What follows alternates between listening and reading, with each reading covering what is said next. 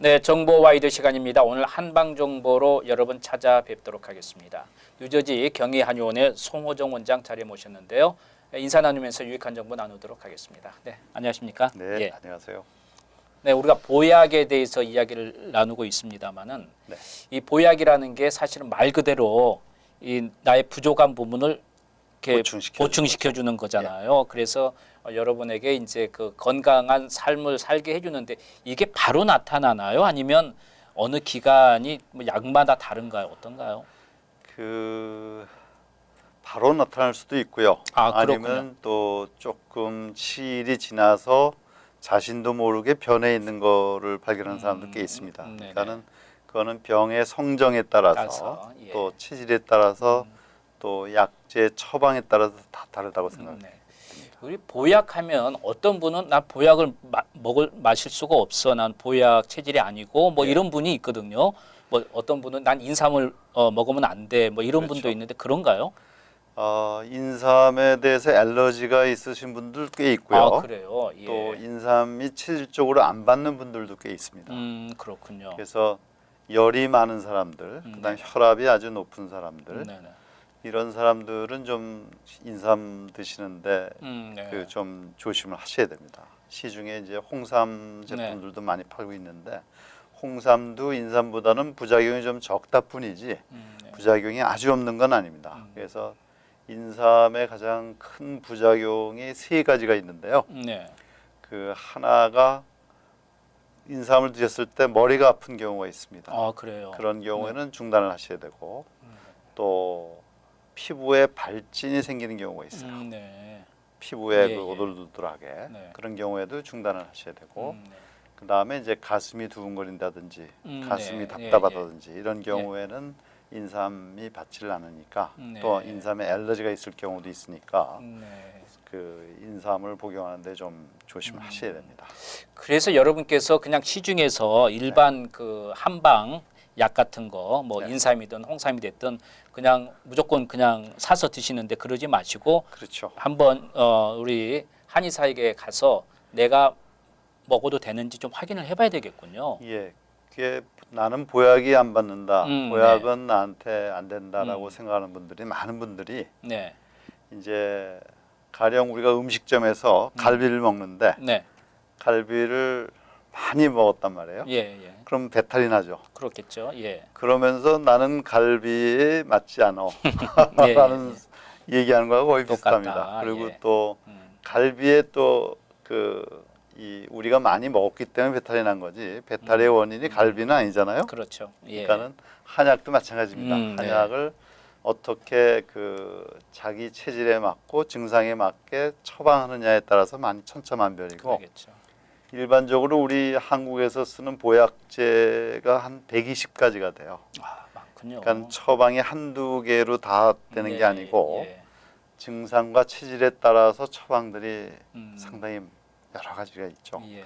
거기에 맞춰서 이제 처방을 하는 게 한의사의 요령입니다. 꼭 여러분께서 특히 한약을 좀 이렇게 드실 경우에는 특히 보약으로 꼭 전문의를 찾으셔서 자기 체질에 맞는 것에 맞춰서 괜히 돈 주고 먹었다가 오히려 그렇죠. 역효과가 있고 부작용이 생기면 안 예. 되니까 그렇습니다.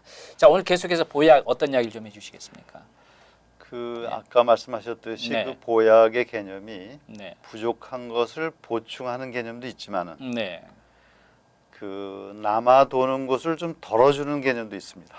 반대로 예. 그러니까는 우리가 이 혈관에 노폐물이 많이 쌓여가지고 네.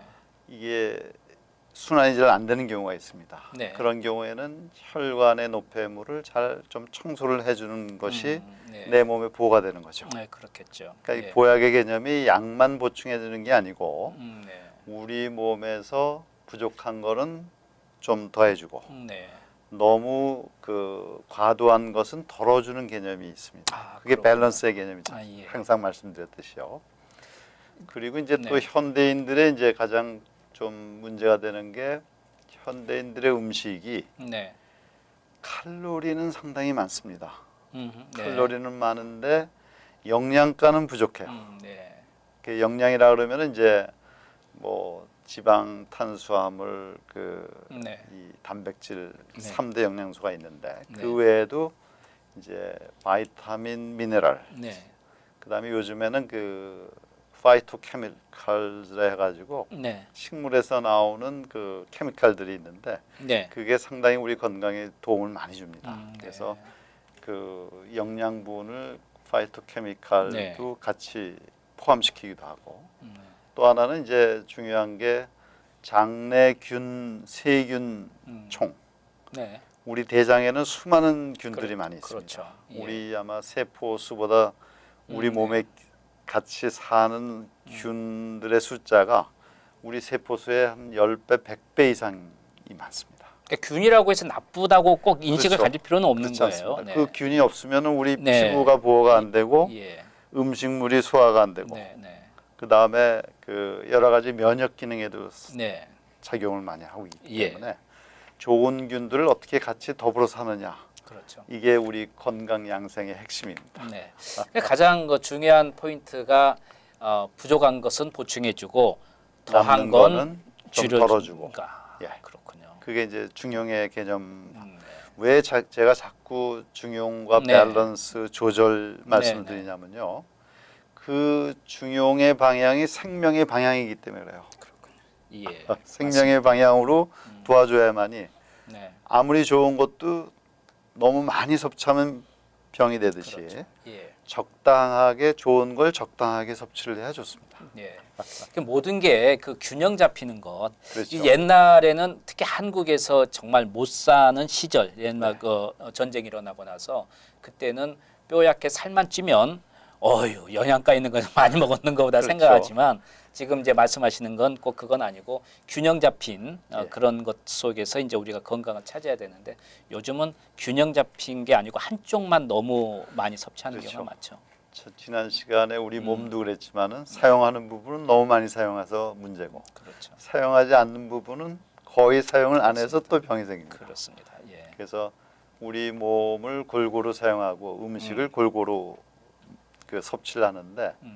또 하나가 이제 중요한 게 그 규칙적으로 해야 된다는 겁니다. 네. 그렇죠. 다음 시간에 제가 말할 내용인데 네.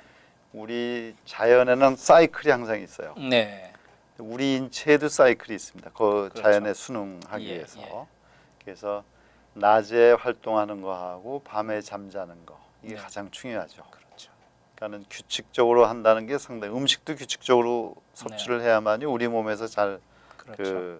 이 영양을 잘 흡수하게 돼 있습니다. 그래서 이 일을 하시는 게 어떨 때는 낮에 일하고 밤에 일하고 이렇게 이렇게 하시는 분들은 참 힘들어 하시더라고요. 그렇죠. 예. 어떨 때는 그 밤에 주무셨다가 어떨 때는 낮에 주무시고 밤에 일을 해야 되고 그런 그럼요. 경우가 있기 때문에 그런 경우에 우리가 장거리 여행을 하면 시차 적응이라는 그렇죠. 예, 예. 그게 나이가 들면 들수록 상당히 회복하기가 쉽지가 않습니다. 네.